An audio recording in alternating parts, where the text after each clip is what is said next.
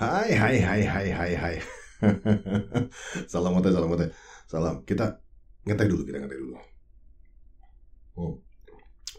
Semoga kalian dalam keadaan sehat-sehat ya. Dan ya menarik gue tuh apa ya? Semakin tertarik auranya dari Triswaka. Aura Triswaka. Eh, Ya beberapa kali gue coba untuk hadir di event-eventnya dia, tapi belum mendapatkan rezeki untuk ketemu dengan si Triswaka ini ya. Dan yang seperti kita tahu, Triswaka ini mengumpulkan banyak musisi-musisi dari jalanan gitu kan. Yang mana Triswaka juga berasal dari jalan juga ya, istilahnya dia awalnya hanya ya istilahnya ngamen lah ya. Dan bisa sampai dicintai begitu banyak orang, terlihat dari jumlah subscribernya menurut gue kayaknya untuk sekelas apa ya mohon maaf, maksudnya dia pengamen lah istilahnya, kasar kan gitu ya, dari bawah, bukan siapa-siapa gitu kan, tapi jumlah subscribernya itu kayaknya terbanyak kalau dibandingkan artis-artis ya. Entah terbanyak atau tidak, tapi gue tahu, tapi intinya banyak lah.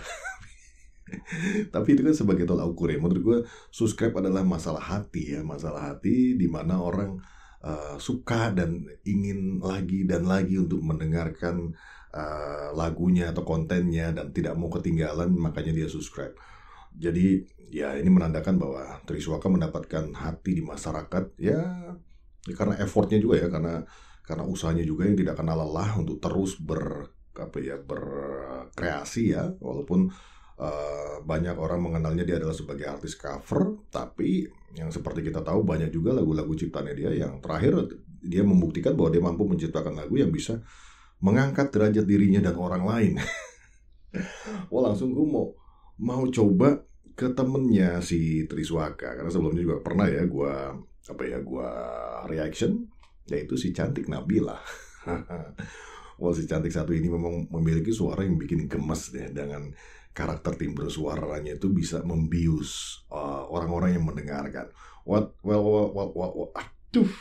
no further ado, gue mau ngomong itu susah. With no further ado, kita lihat si Nabila. Ada Tri juga ya? Oh, ada Tri. Oke. Gue belum lihat si videonya. Oke, kita lihat langsung. Let's get it on. Oh, ada Jidan juga. Oke. Oh iya. Ini pecah 1000 ya, pecah 1000 lagu lama yang hits di zamannya dan bisa menjadi hits kembali ya di tangan ya anak-anak muda ini.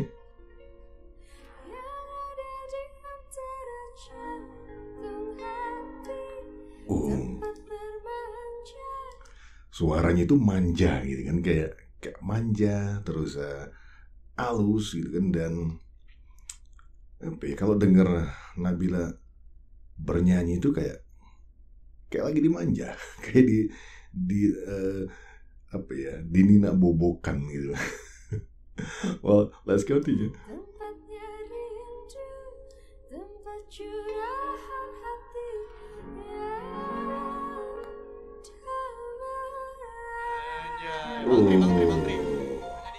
Emang ngeri bagaimana sih Nabila nih nyanyi. Timbre suaranya itu ngangen nih.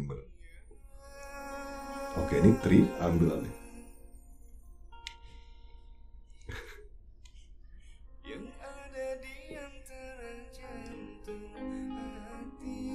Oke, nah kalau bicara tentang Tri ini memang gue mengibaratkan suaranya cowok gitu kan, tapi lebih ke yang romantik, cowok romantis gitu kan ya. Versi soft dari seorang pria. Harus dengan nada ini. Ada bassnya si Tri itu, husky-nya.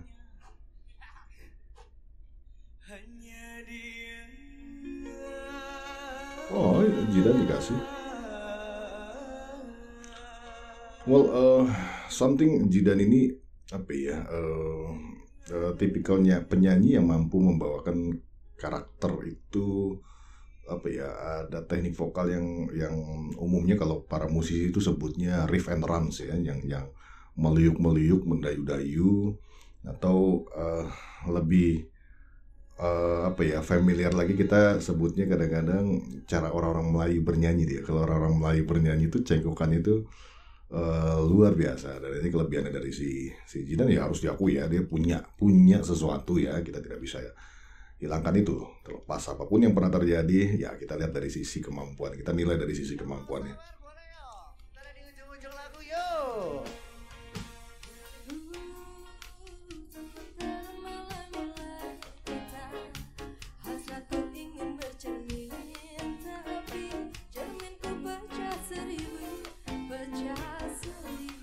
Oh my god.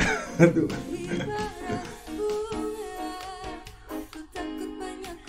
Oke. Nabila is something ya.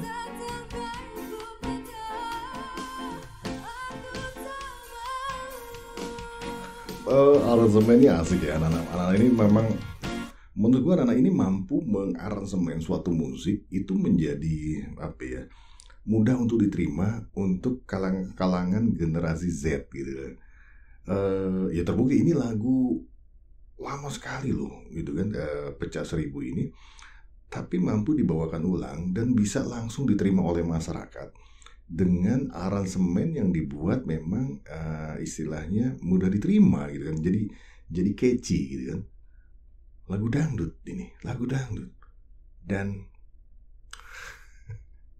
lagu dangdut sih keren sih. Gue bilang bahwa gue adalah penyuka semua genre musik, dan lagu dangdut itu selalu pecah ya pada event-event apapun. Kalau kita ada pertemuan kantor segala macam, awalnya mungkin pop ya, asik pop, kita melihat bagaimana orang saling beradu teknik vokal, main pop, tapi ujung-ujungnya yang bikin pecah adalah dangdut. Yang bikin orang turun, relax, dan saling berjoget ya dangdut.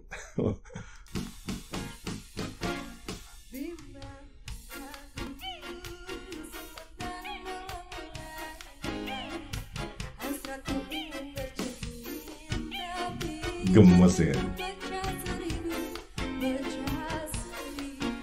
Suaranya Nabila tuh apa ya, tidak yang powerful kuat gitu kan, tapi di telinga tuh adem gitu kalau dia dengar nyanyi.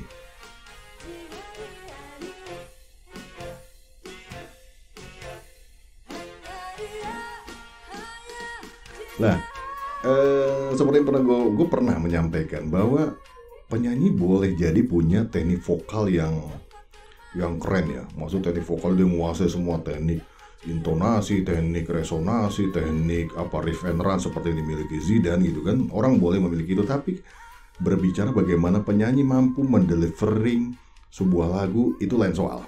Itu lain soal. Menurut gue si Nabila ini memiliki kemampuan itu. Bagaimana dia bisa mendeliver sebuah lagu dan orang terpukau dengar suaranya, dan bagaimana dia menyanyikan.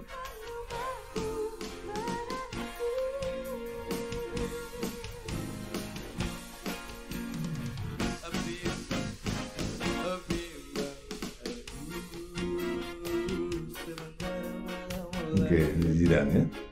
Ya, ya kembali lagi gue melihat bahwa si Nabila ini dengan kemampuan bernyanyinya ya, istilahnya yang tadi gue bilang, dia bukan tipikal penyanyi yang powerful, besar, menguasai high note yang tinggi banget gitu kan, yang screaming kayak gitu. Tapi kembali lagi poinnya bukan di situ menurut gue. Seorang penyanyi ketika dia bisa mendeliver lagu, mengantarkan lagu kepada penikmatnya dan orang itu benar-benar bisa menikmati, sebenarnya poinnya di situ ya. Berbicara tentang teknik vokal, menurut gue adalah suatu pelengkap bagaimana penyanyi itu bisa memperindah, bisa membawakan lagu itu terkontrol dan menguasai tenaga gitu kan. Kalau kita tahu teknik-teknik vokal itu, kita istilahnya bisa menyimpan energi untuk di bait-bait tertentu yang mana harus memang kita keras, mana harus kita reda. Karena tidak menutup kemungkinan seorang artis itu kan harus bisa membawakan konser yang beberapa lagu. Jadi dia harus tahu tuh teknik vokal supaya dia tidak baru 2 lagu atau 3 lagu dia sudah kecapean gitu.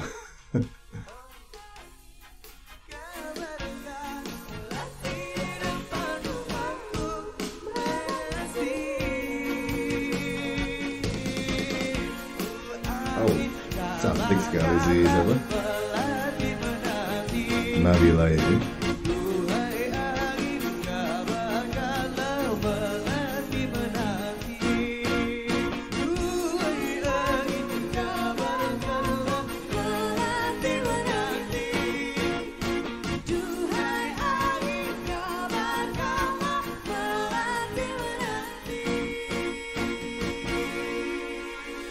Tepuk Oh, tangan dulu semuanya, woi. Nabila tuh selalu sukses menurut gue tuh selalu apa ya, beberapa kali ini mereaksi dia tuh selalu terkesima. Bagaimana dia tidak berlebihan dalam memberikan sentuhan-sentuhan kepada lagu ya. Dia hanya membawakan lagu dengan penjiwaan, dengan penghayatan, dengan happy gitu kan. Dan itu energinya kita bisa tangkap banget tuh kalau Nabila nyanyi itu kita bisa menangkap energi-energi positif yang dia miliki, yang dia coba sampaikan dengan senyumannya, smile-nya. Kalau dia udah senyum itu, aduh, lumer hati abang deh. Well, that's it. Nabila yang selalu memuka. Gue pengen banget deh mereaksi lagi kalau boleh ya. Kalau boleh buat teman-teman, mudah-mudahan kalian bisa menikmatinya. Dan menurut gue ini adalah salah satu talent yang juga sangat luar biasa dengan karakter suaranya dia, dengan timbre suaranya dia, dengan kemampuan dia terkait dengan teknik vokal dan lain sebagainya. Dan yang terpenting adalah gue juga melihat bahwa aksinya di panggung itu benar-benar bisa menguasai bagaimana dia bisa berinteraksi dengan audiens gitu kan. Dan menurut gue itu penting, itu salah satu penting bagaimana harus bisa berkomunikasi dengan audiens atau dengan penonton. Dan penonton senang banget kan, jangankan disebut namanya, kita dilihat sama penyanyinya, eye contact, eyes to eyes gitu kan, langsung tak gitu aja, terus dia senyum tuh rasanya tuh sudah luar biasa. Well, buat anak-anak muda ini sih ya terus aja berkarya ya, jangan patah semangat gitu kan. Apapun yang terjadi, namanya hidup itu pasti ada proses. Dan seperti Tan Malaka berbicara, Tan Malaka pernah mengatakan bahwa terbentur maka terbentuk gitu kan. Jadi terkadang manusia itu harus ada benturan-benturan sehingga itu bisa membentuk. Jadi apapun yang pernah terjadi, masalah, kejadian, apapun, badai lah misalkan, itu lewati saja dengan senyuman dan terus berproses dan perbaiki gitu kan. Maka gue mudah-mudahan akan melihat terbentuknya seorang Nabila Maharani, Triswaka, Zidan dan lain-lain, siapapun itu, talent-talent muda itu menjadi bentuk seorang superstar di Indonesia. Wow, that's it guys. Sehat-sehat buat kalian semua. Salam ngeteh.